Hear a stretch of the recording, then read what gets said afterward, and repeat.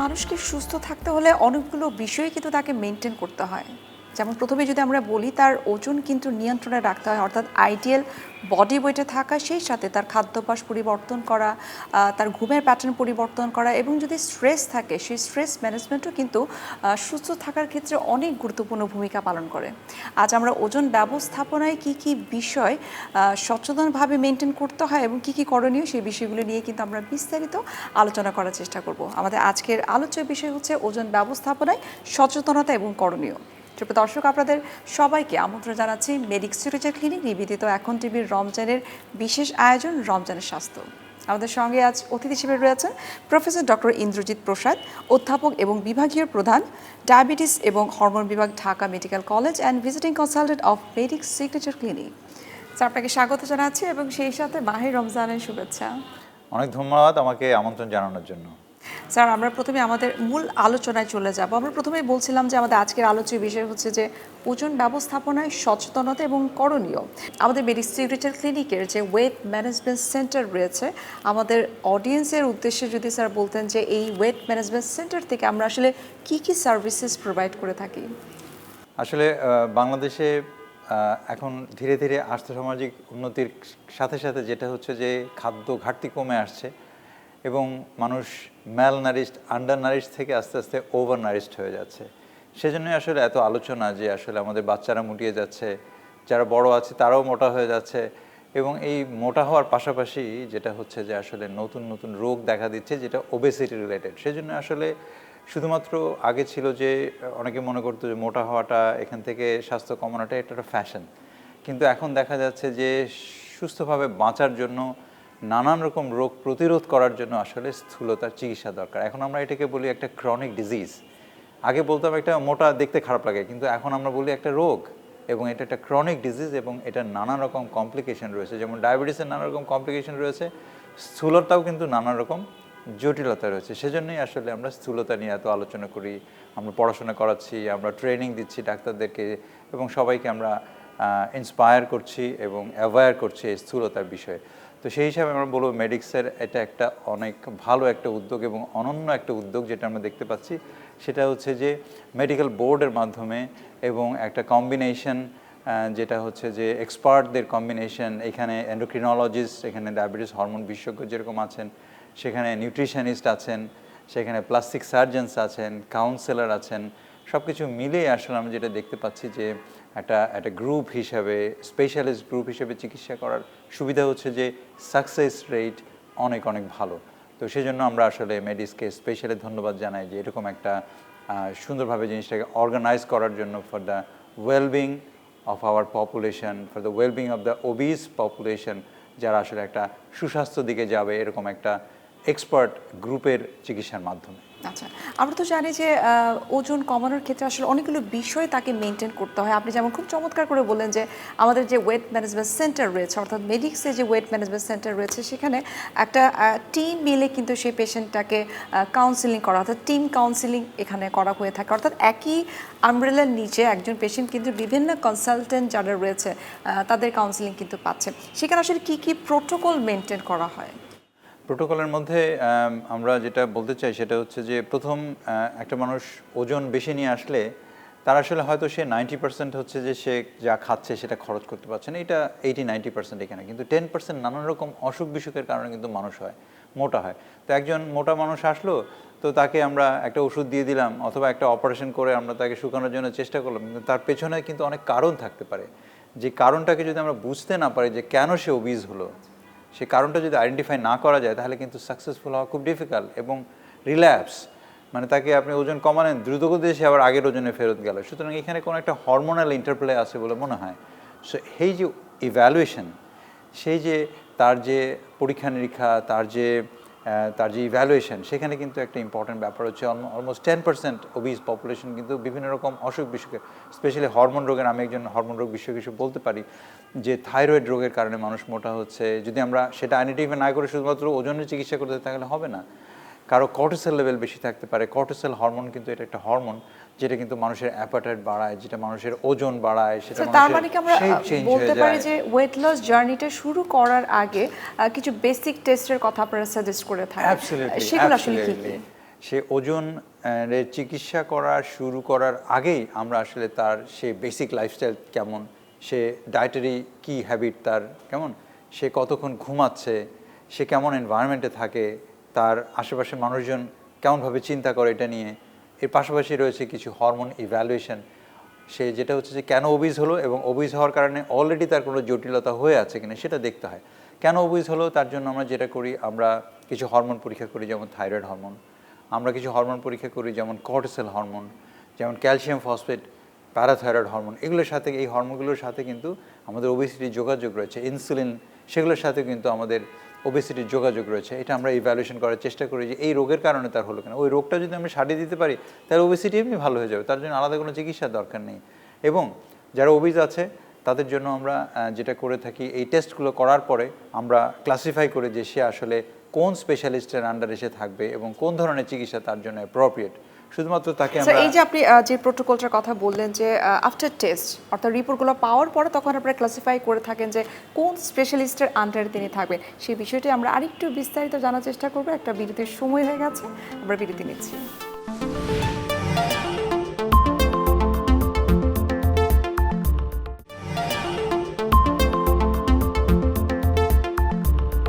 Sir, বিরতির আগে আমরা কথা বলছিলাম, আপনি যেমনটি বলছিলেন যে ওয়েট লস জার্নির ক্ষেত্রে বেসিক কিছু টেস্ট করা হয়ে থাকে, তারপর আপনারা ইভালুয়েট করে থাকেন যে তিনি আসলে কোন স্পেশালিস্টের আন্ডারে তিনি থাকবেন। জি, আমরা বলছিলাম যে আসলে এই যে তার ডিজিজ আইডেন্টিফাই করে যে কেন সে ওবিজ হলো এবং তার যে রিল্যাপস যেন না হয়, তার ডায়েটারি ম্যানেজমেন্ট কেমন হবে। সো আমরা খুব সৌভাগ্যবান যে আপনার মতো একজন নিউট্রিশনিস্টকে আমরা পেয়েছি এই টিমের মধ্যে। আপনাকে অনেক ধন্যবাদ, আপনি সময় দিচ্ছেন মেডিক্সে। এবং আমরা মনে করি যে সেই সমন্বিত চিকিৎসার মাধ্যমে আসলে প্লাস্টিক সার্জনস, ডায়েটিশিয়ানস, নিউট্রিশনিস্ট যেটাকে আমরা বলি, তারপরে এন্ডোক্রিনোলজিস্ট, কাউন্সেলর, সব কিছু মিলিয়ে আসলে এই যে অ্যাস্থেটিক জার্নি কেমন একজন মানুষ, আমরা এটাকে আসলে সৌন্দর্য বর্ধন এটা বলতে চাই না, আমরা মানুষকে সুস্থ করতে চাই। সুস্থতা আসলে অনেক দিক থেকেই আসে, তার শারীরিক সুস্থতা, মানসিক সুস্থতা এবং তার যে কোয়ালিটি অফ লাইফ কেমন। ওবেসিটি ট্রিটমেন্টের মাধ্যমে আমরা যে একজন মানুষকে মানে দেখতে সুন্দর হচ্ছে ব্যাপারটা না, তার লাইফের কোয়ালিটি কিন্তু অনেক ইমপ্রুভ করে যায়। তো এইটাই আসলে আমাদের যে টার্গেট, যে একজন মানুষের সে যে যতদিন বাঁচবে সে কোয়ালিটি লাইফ লিড করবে, এটাই আসলে আমাদের টার্গেট। আর যেটা আমরা বলছিলাম যে এই ওবেসিটির কারণে যেসব জটিলতা হচ্ছে, ইভ্যালুয়েশনের মধ্যে প্রথমে বলছিলাম যে কেন একজন মানুষ ওবিজ হচ্ছে, এরপরে যে ইভ্যালুয়েশনটা আসে সেটা হচ্ছে ওবেসিটি হওয়ার কারণে অলরেডি তার কোনো জটিলতা হয়ে আছে কিনা। এক নম্বর জটিলতার কথা আমরা বলতে পারি সেটা হচ্ছে ডায়াবেটিস। যারা ওবিজ এবং যারা নন ওবিজ থেকে স্লিম যারা, তাদের থেকে ওবিজ যারা, তাদের কিন্তু ডায়াবেটিস হওয়ার সম্ভাবনা প্রায় 10 গুণ বেশি, 10 টাইমস হায়ার। সুতরাং আপনি জানেন যে ডায়াবেটিস একটা অনেক জটিল একটা রোগ, সেখান থেকে নানান রকম জটিলতা তৈরি হয়। এবং আমরা তো আসলে স্যার যতটুকু বিভিন্ন পরিসংখ্যানে দেখেছি, বিভিন্ন সার্ভেতে কিন্তু দেখেছি বাংলাদেশে বর্তমানে প্রায় 1.5 কোটির মতো মানুষ আনডায়াগনোজড যাদের প্রি ডায়াবেটিস রয়েছে। অ্যাবসলিউটলি, মানে বাংলাদেশে অফিসিয়ালি 1,31,00,000 মানুষ ডায়াবেটিস, কিন্তু অর্ধেক মানুষ কিন্তু জানে না যে ডায়াবেটিস। এই অজানা ডায়াবেটিসটা কিন্তু ওবিসদের স্ক্রিনিং করলে কিন্তু বের হয়ে যাবে যে আসলে ডায়াবেটিস কিনা। সেকেন্ড হচ্ছে যে ফ্যাটি লিভার ডিজিজ। এই ওবেসিটির একটা জটিলতা কিন্তু ফ্যাটি লিভার ডিজিজ। আগে বলা হতো যে virus like hepatitis B virus, hepatitis C virus, এগুলো হচ্ছে ফ্যাটি লিভারের এবং লিভার সিরোসিসের যেটা কারণ বলা হচ্ছিল। তো এখন কিন্তু যে বিদেশের মতো কিন্তু বাংলাদেশেও কিন্তু এখন ফ্যাটি লিভারের, লিভার সিরোসিস এবং লিভার ক্যান্সারের 1 নম্বর কারণ হিসেবে কিন্তু এখন ধীরে ধীরে এই ফ্যাটি লিভার ডিজিজ কিন্তু চলে আসছে। সুতরাং ওবেসিটি ম্যানেজ করলে কিন্তু ফ্যাটি লিভার ডিজিজ কমে যাবে, ফ্যাটি লিভার ডিজিজ কমলে কিন্তু সিরোসিস এবং লিভার ক্যান্সার কমে যাবে, এটা কিন্তু একটা টার্গেট। সেকেন্ড হচ্ছে অবস্ট্রাকটিভ স্লিপ অ্যাপনিয়া সিনড্রোম। আপনি জানেন যারা ওবিস থাকে তাদের কিন্তু গলার যে অ্যাপারচার এটা কিন্তু কমে যায়, তার শ্বাস নেওয়ার ক্যাপাসিটি কিন্তু কমে যায়, ঘুমের মধ্যে দমটা বন্ধ হয়ে যায় এবং অনেকেই দেখা যায় ঘুমের মধ্যে রাতে লাফ দিয়ে ঘুম থেকে উঠে যাচ্ছে, ভেঙে যাচ্ছে ঘুম, নাক ডাকছে, ধীরে ধীরে তার স্লিপ অ্যাপনিয়া হচ্ছে কেমন। এই যে একটা রোগ স্লিপ অ্যাপনিয়া সিনড্রোম, যেটা থেকে heart attack, brain stroke, arrhythmias অনেক কিছু হতে পারে। সো এই ধরনের জটিলতা থেকে রোগীকে বাঁচানোর জন্য কিন্তু ওজন কমিয়ে স্লিপ অ্যাপনিয়া সিনড্রোমের চিকিৎসার পার্ট হিসেবে কিন্তু একটা এই ওবেসিটি ম্যানেজমেন্ট খুবই ইম্পর্ট্যান্ট। তো আমাদের যে চেষ্টাটা থাকবে ওবেসিটি ক্লিনিক মেডিক্স থেকে, সেটা হচ্ছে যে একটা অ্যাওয়ারনেস তৈরি করা সারা বাংলাদেশে, যে তারা যেন ওবিজ না হয়, এই যে সচেতনতা তৈরি করার চেষ্টা করব আমরা এই ক্লিনিক থেকে। আরেকটা যেটা চেষ্টা থাকবে আমাদের সেটা হচ্ছে যে যারা অলরেডি ওবিজ হয়ে গেছেন তাদের কিভাবে আমরা রেস্কিউ করব। যেহেতু স্যার বললেন যে মেডিসিটিউটের ক্লিনিকে আমাদের যে ওয়েট ম্যানেজমেন্ট সেন্টার রয়েছে সেখানে কিভাবে তারা ওজন কমাতে পারবে সেই বিষয়ে আপনারা একটা টিম কাজ করে থাকে, কিছু প্রোটোকল মেনটেন করে থাকেন, সেটা আসলে কিভাবে করে থাকেন সেই বিষয়টি আমরা আরেকটু বিস্তারিত জানার চেষ্টা করব। আরও একটা বিরতির সময় হয়ে গেছে, আমরা বিরতি নিচ্ছি।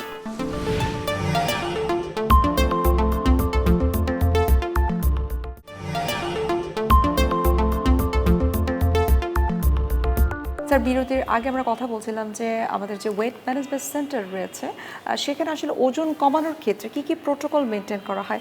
প্রথমে আপনার কাছে জানতে চাইবো যে ওজন কমানোর জন্য এন্ডোক্রাইনোলজিস্ট হিসেবে আপনারা বিভিন্ন ধরনের ইনজেকশন সাজেস্ট করে থাকেন যারা আসলে ওজন ডায়েটের মাধ্যমে সহসা কমাতে পারছেন না বা অন্যান্য অনেক ধরনের কমপ্লিকেশনসের কারণে তারা পারছেন না তাদেরকে, এবং সেই সাথে যাদের ডায়াবেটিস আনকন্ট্রোল তাদেরকে আপনারা ইনজেকশন সাজেস্ট করছে, এগুলো সম্পর্কে একটু জানতে চাই বিস্তারিত। অনেক ধন্যবাদ। আসলে ইনজেকশনের কথা বলার আগে আমরা বলতে চাই যে ডায়েটারি ম্যানেজমেন্ট আপনার দায়িত্ব সব থেকে বেশি। ডায়েটারি ম্যানেজমেন্টের মাধ্যমে আমরা প্রাথমিকভাবে চেষ্টা করে থাকি যে তার ওজন কমবে, কিন্তু একটা ক্রাইটেরিয়া আছে যে কতর বেশি হলে শুধুমাত্র ডায়েটে আসলে কাজ হবে না, তাকে মেডিকেশনে যেতে হবে। বিএমআই যদি একটা নির্দিষ্ট কাট অফের বেশি হয়ে যায়, সাপোজ 30 বিএমআই এর বেশি যদি হয়ে যায়, সাথে অন্যান্য জটিলতা যদি থাকে, তাহলে তাকে মেডিকেশনে যেতে হয়। যদি বিএমআই 40-র উপরে হয়ে যায়, কেজি পার মিটার স্কোয়ার ওজন এবং উচ্চতার অনুপাত, তারপরে কিন্তু তাকে সার্জারিতে যেতে হয়। কেমন? তো আমি বলতে চাই যে এই সেন্টারটাতে আসলে ডায়েট থেকে শুরু করে মেডিকেশন থেকে শুরু করে সার্জারি পর্যন্ত 360 ডিগ্রি সব কিছু এখানে অ্যাভেলেবেল আছে। তো ইঞ্জেকশনের ব্যাপারে যে জানতে চাচ্ছিলেন, এই গ্রুপটাকে বলা হয় GLP-1 রিসেপ্টর অ্যাগনিস্ট। এটা আসলে আমাদের যেটা হচ্ছে যে food and drug administration America, USA, FDA, যেটাকে সবাই এটা জানে এই জিনিসটা, যে FDA অ্যাপ্রুভাল দেয় যে এই ওষুধটা এই কাজে ব্যবহার করা যাবে। আগে এই ওষুধটা তৈরি হয়েছিল আসলে ডায়াবেটিসের চিকিৎসার জন্য, কিন্তু ডায়াবেটিসের চিকিৎসা করতে গিয়ে দেখা গেল যে এটা অনেক চমৎকার ওজন কমায়, অনেক চমৎকার এটা হচ্ছে ফ্যাটি লিভার ডিজিজ কমায়, অনেক চমৎকার পলিসিস্টিক ওভারি সিনড্রোমে ইমপ্রুভ করে, অনেক ভালো কাজ করে স্লিপ অ্যাপনিয়া সিনড্রোমে। তারপরে আস্তে আস্তে সায়েন্টিস্টরা গবেষণা করে দেখালো যে আসলে এই GLP-1 receptor agonist non diabetic পেশেন্টরা কেন এটার বেনিফিটটা পাবে না। শুধু ডায়াবেটিসের জন্য তৈরি করা হয়েছিল, কিন্তু এখন এই ইন্ডিকেশনটা এক্সটেন্ড করে যে আমাদের যে অথরিটি, কেমন, ইভেন আমাদের GDDGDA, আমাদের যে সোসাইটিগুলো রয়েছে, association of clinical endocrinologist and diabetes Bangladesh, এবং অন্যান্য যারা বডি আছে, তারা কিন্তু সবাই, এবং FDA, US FDA, সারা পৃথিবী জুড়ে যাদের গাইডলাইন ফলো করা হয়, তারা কিন্তু দেখিয়েছে যে আসলে নন ডায়াবেটিক পেশেন্টরাও এই ড্রাগ ইউজ করতে পারে এবং এটা অ্যাপ্রুভড। সুতরাং আমরা যেটা করছি, যারা শুধুমাত্র ডায়েটের ম্যানেজ করতে পারছে না, অথবা ওবেসিটি এমন লেভেলে গেছে শুধু ডায়েটে হবে না, তারা আমরা বুঝতে পারছি শুরু থেকে, সেক্ষেত্রে আমরা শুরু থেকে আমরা অ্যান্টি ওবেসিটি মেডিকেশন ডায়েটের সাথে আমরা অ্যাড করে দিই। সেই ইঞ্জেকশনটা 7 দিন পর পর দিতে হয়, এবং যে ইঞ্জেকশনগুলো আগে ছিল লিরাগ্লুটাইড, তার থেকে ইমপ্রুভড হয়ে সেমাগ্লুটাইড, সেখান থেকে ইমপ্রুভ হয়ে টিরজেপাটাইড, এখন ডুয়েল অ্যাগনিস্ট চলে এসছে। এবং আমরা এখন দেখতে পাচ্ছি যে ব্যারিট্রি সার্জারির যে বেনিফিট, যে অলমোস্ট 15 to 20% ওয়েট লস, সেটা কিন্তু এখন আর আমরা কিন্তু ওষুধের মাধ্যমেই করতে পারছি। সুতরাং ব্যারিট্রি সার্জারি রেট কিন্তু আস্তে আস্তে কমে আসছে পৃথিবীতে, এবং সেই জায়গাটা কিন্তু রিপ্লেসড হয়ে যাচ্ছে উইথ মেডিকেশন। যারা ডায়েটারি এক্সারসাইজের মাধ্যমে করতে পারছে না, তাদের হেল্প করার জন্য আসলে অপারেশনের আগেই আসলে এই ওষুধগুলো দিয়ে কিন্তু অপারেশনের মতো রেজাল্ট। আপনি জানেন যে ম্যারাডোনা, আদনান সামি, তারা কিন্তু অপারেশন করিয়েছিল, সেই অপারেশনটা কিন্তু আস্তে আস্তে এখন অবসোলেট হয়ে যাচ্ছে, এবং সেখানে রিপ্লেসড হয়ে যাচ্ছে by GLP-1 receptor against. So এই যে ওষুধের বেনিফিট, আমরা খুবই গর্বিত যে বাংলাদেশ এমন একটা জায়গায় যেখানে কিন্তু এই অ্যাডভান্স মলিকুলগুলো কিন্তু অলরেডি কিন্তু বাংলাদেশে চলে এসছে এবং আমরা ইউজ করছি, এবং এর মাধ্যমে কিন্তু অনেক পেশেন্ট বেনিফিটেড হচ্ছে। আচ্ছা স্যার, আপনি তো খুব চমৎকার করে বললেন যে আসলে ওয়েট ম্যানেজমেন্টের ক্ষেত্রে ডায়েটারি ম্যানেজমেন্ট হচ্ছে ফার্স্ট প্রায়োরিটি, তার পাশাপাশি হচ্ছে যে বিভিন্ন ধরনের তার কমপ্লিকেশনস অনুযায়ী তখন আপনারা যে ওজন কমানোর জন্য ইনজেকশনটা সাজেস্ট করে থাকেন। অনেকে হয়তো প্রশ্ন করতে পারেন বা জানার ইচ্ছা আছে যে কারা নিতে পারবেন বা কাদের জন্য সেটা একটু রেস্ট্রিক্টেড। জি, আমরা কারা নিতে পারবে না সেটা আগে বলি। যাদের ট্রাইগ্লিসারাইড লেভেল অনেক বেশি, যাদের শরীরে রক্তের কোলেস্টেরলের 4 ধরনের কোলেস্টেরল আমরা চেক করতেছি, তার মধ্যে একটা কোলেস্টেরল হচ্ছে ট্রাইগ্লিসারাইড। সো এই ট্রাইগ্লিসারাইড যখন অনেক বেশি থাকে, সেই অবস্থায় যদি GLP-1 রিসেপ্টর অ্যাগনিস্ট দেওয়া যায়, তাহলে কিন্তু রিস্ক বেড়ে যায় প্যানক্রিয়াটাইটিসের। সুতরাং তাদের যে রক্তের কোলেস্টেরলটা কমিয়ে এনে, ট্রাইগ্লিসারাইডটা কমিয়ে এনে তারপর এটা দিতে হয়, এটা কেয়ারফুলনেস থাকতে হবে। সেকেন্ড হচ্ছে যাদের ব্লাডের ক্যালসিয়াম লেভেল বেশি থাকে, যাদের ব্লাডের ক্যালসিয়াম লেভেল বেশি থাকে, তাদের কিন্তু ক্যালসিয়ামের কারণে প্যানক্রিয়াটাইটিস হওয়ার চান্স থাকে। সুতরাং ক্যালসিয়াম যদি বেশি থাকে, সেটা ইভ্যালুয়েশন করে তাকে কিন্তু আমরা তারপরে নর্মাল করে তারপরে মেডিকেশন দিতে হয়। কারো ফ্যামিলিতে যদি মেডুলারি কার্সিনোমার ইতিহাস থাকে অথবা তার পার্সোনাল ইতিহাস আছে, সেই ক্ষেত্রে কিন্তু আমরা ওদেরকে এক্সক্লুশন গ্রুপের মধ্যে রাখি। এরকম বেশ কিছু গ্রুপ আছে যাদেরকে আমরা দিতে পারবো না, সেজন্য র্যাম্পেন্টলি এটা ইউজ আমি একটু নন স্পেসিফিক্যালি স্পেশালিস্ট ইউজ। আর্থ্রাইটিসের পেশেন্টদের ক্ষেত্রে একটু জানতে চাই, কারণ আর্থ্রাইটিসের পেশেন্টদের ক্ষেত্রে কিন্তু ট্রিটমেন্টের একটা পার্টে কিন্তু হচ্ছে যে ওজন কমানো। তো তারা কি এই ধরনের ইনজেকশন নিতে পারবে? অ্যাবসলিউটলি। যাদের হাঁটুতে অনেক ব্যথা রয়েছে, কোমরে অনেক ব্যথা রয়েছে, তারা যে কোনো উপায়ে যদি সে ওজন সায়েন্টিফিক ওয়ে যদি সে ওজন কমাতে পারে, তাহলে তার হাঁটুর উপর চাপ কমে আসে, ব্যথা কমে আসে। এটা আরেকটা এক্সট্রা বেনিফিট আমরা যেতে বলতে চাচ্ছিলাম। হঠাৎ করে কেউ একজন এটা কিন্তু লিখবে না, এটা হচ্ছে যারা স্পেশালিস্ট তারা লিখবে কেয়ারফুলি ইভ্যালুয়েশন করার পরে, তারপরে সে যদি সমস্ত ক্রাইটেরিয়া ফুলফিল করে তবে তাকে লেখা যাবে, কেমন? তাছাড়া লেখা যাবে না। আসেন কাকে কাকে আমরা দিতে পারবো। যাদের ডায়াবেটিস আছে, type 2 diabetes, not type 1, type 2 diabetes যারা, তাদেরকে আমরা দিতে পারবো। টাইপ 2 ডায়াবেটিস যারা ওবিজ এবং ওভারওয়েট, তাদেরকে দিব। যারা হার্টের রোগ আছে তাদেরকে দিলে হার্টের এক্সট্রা বেনিফিট পাওয়া যায়, তাদের হার্ট অ্যাটাকের চান্স কমে আসে। যাদের ডায়াবেটিসের পাশাপাশি ফ্যাটি লিভার ডিজিজ রয়েছে, তাদের আমরা যদি ব্যবহার করি তাহলে ফ্যাটি লিভার ডিজিজও কমবে, তাদের ওজনও কমবে। যাদের পলিসিস্টিক ওভারি সিনড্রোম রয়েছে, তাদের ডায়াবেটিস কমবে, ওজন কমবে, পলিসিস্টিক ওভারি সিনড্রোম করবে।